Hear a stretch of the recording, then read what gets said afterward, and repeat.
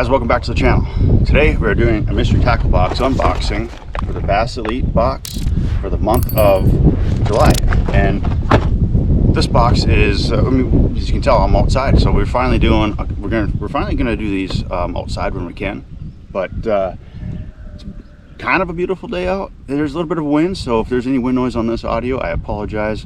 I will do my best to shield you guys from it.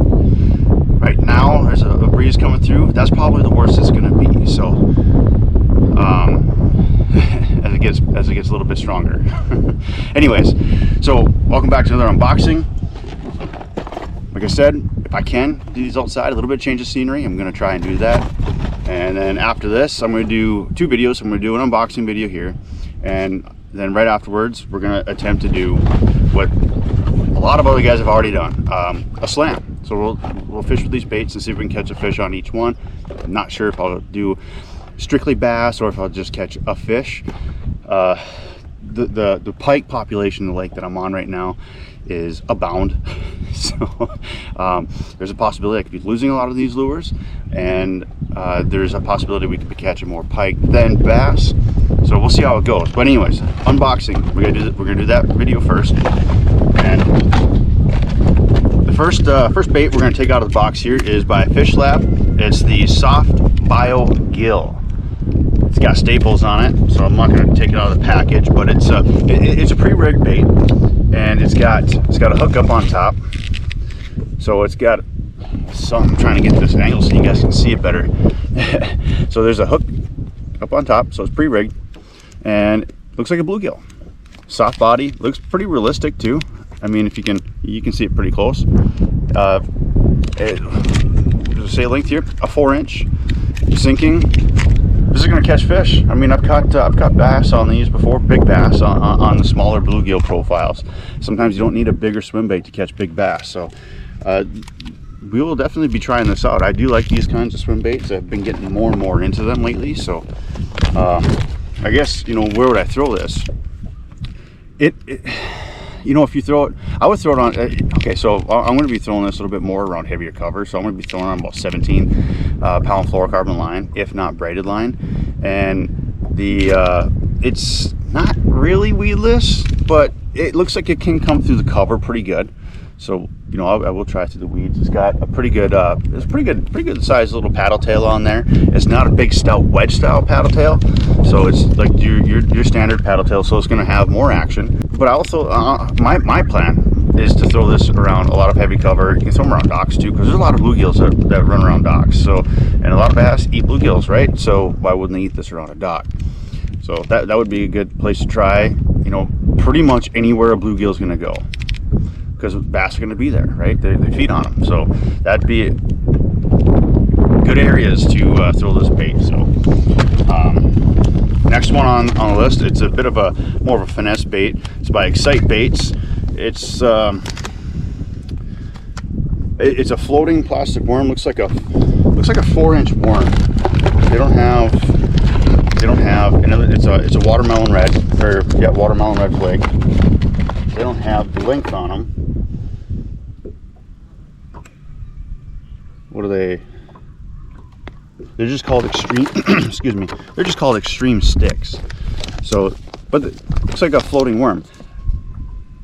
First thing that comes to my mind for this is wacky rig on a drop shot. The next thing, equally very effective, equally effective, is either like a net head or just a small jig head. Up here in Minnesota, they call it a jig worm, which is very effective in really high pressure lakes. So and this is a finesse worm. You can fish this any way you want, really. I mean, it's a stick bait, about a 4-inch stick bait, and it's gonna catch fish without a doubt, honestly. So that's pretty good bait to have in your box. Now we are going to throw this garbage down here. Okay, next, I've been doing a lot with frogs lately, so this is kind of funny that get one of these. Get a Buzz Frog G2 from Generation 2. Might as well just pull this. I mean, I wasn't going to pull that other one out of the package, but I figured we're fishing with these today, right? So, well, the next video. and it's kind of hard to see these baits in the packages with the sun off to the side. I should have angled us a little bit better. Speaking of which, let's do that.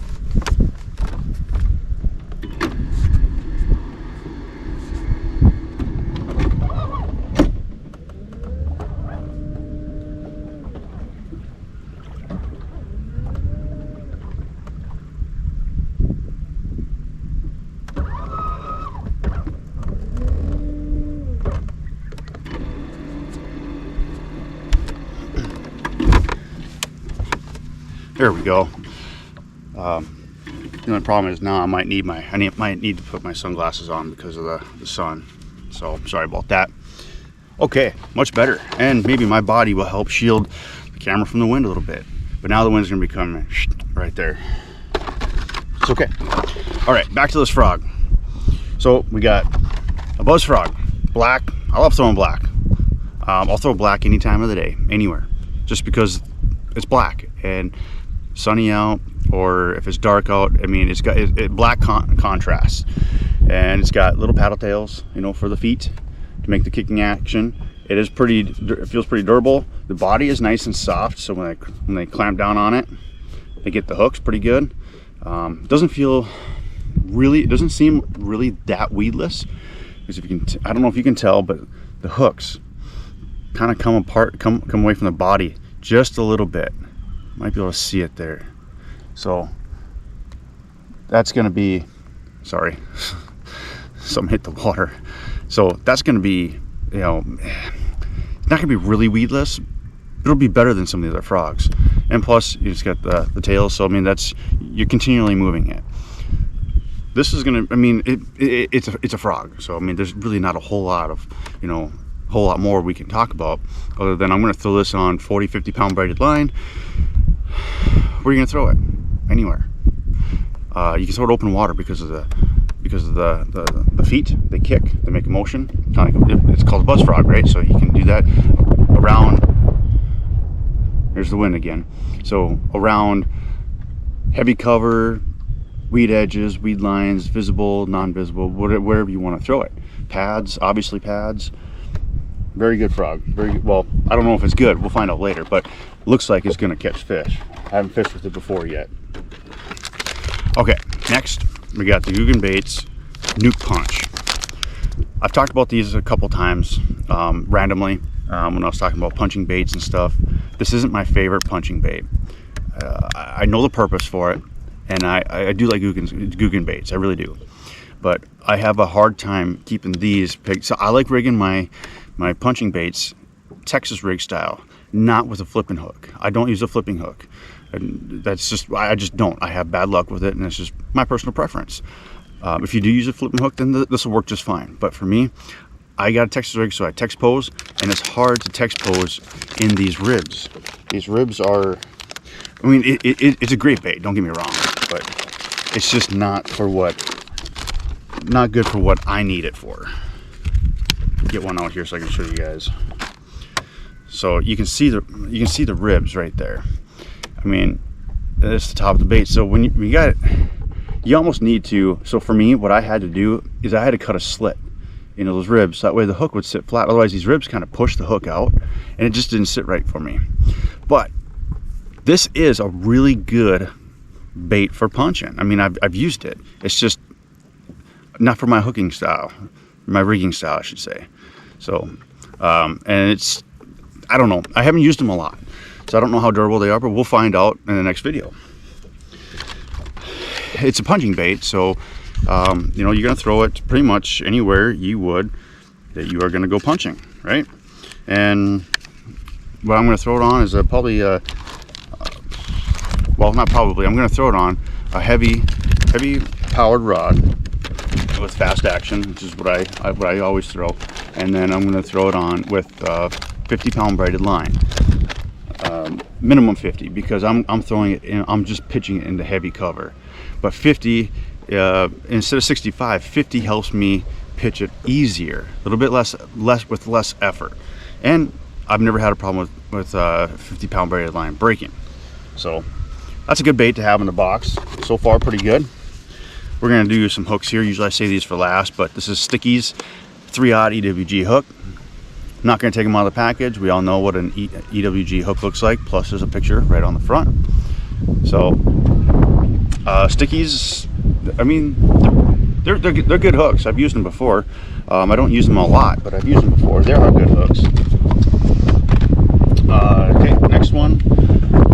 So a couple of these baits would have been really good for smallmouth body water, which we are not on right now, and so it's I feel like some of these baits aren't going to get properly used, or, well, anyways, I feel like most of them are going to be better for smallmouth. But anyways, this next one is the Minnow Critter Craw. I've seen these. I've been wanting to try them out. I just haven't pulled the trigger on buying one yet. And these things, they actually look pretty lifelike. And I mean, they're small, compact. It looks weedless, but we'll see. You know, it's got a little weed guard here.